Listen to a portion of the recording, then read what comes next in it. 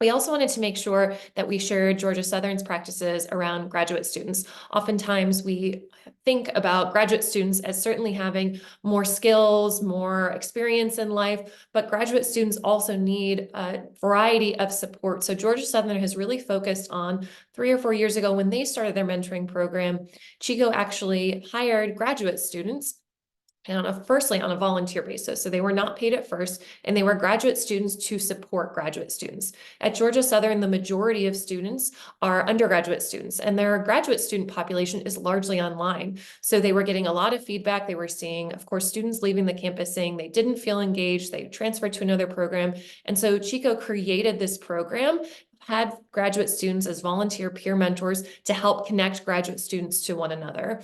Over the course of the past 3 years, they've now hired graduate students. I believe that they have 3 or 4 graduate students who reach out as a graduate student peer mentor. So they are at least a second-year graduate student, and they have a number of first-year graduate students that they connect with.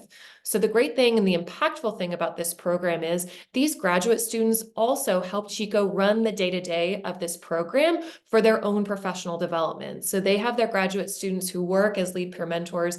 They are counseling students, they are higher education professional students. So they are also getting exposed to what is it like to work with a technology company where you implement and sustain this software on campus. They also use the data around sense of belonging, academic self-efficacy. They aggregate, share that data and recommendations to Chico on workshops that they should facilitate in an online program for other graduate students. So not only are they serving as peer mentors, but also they're understanding as professionals, how do you use data to implement recommendations to support students. So this is resulting in a monthly programming series. This is also resulting in them expanding and improving their retention of graduate students and their engagement on campus. So a really wonderful program. On the next slide, you'll see that they have a really well-articulated website. If you ever want to take a quick look at it, if you're looking for website inspiration for how do you make sure that it's not just another program on campus, they put the pictures of their peer mentors on their online website so you can see who are the students that I'm being supported by. They also put their professional development resources on their website. So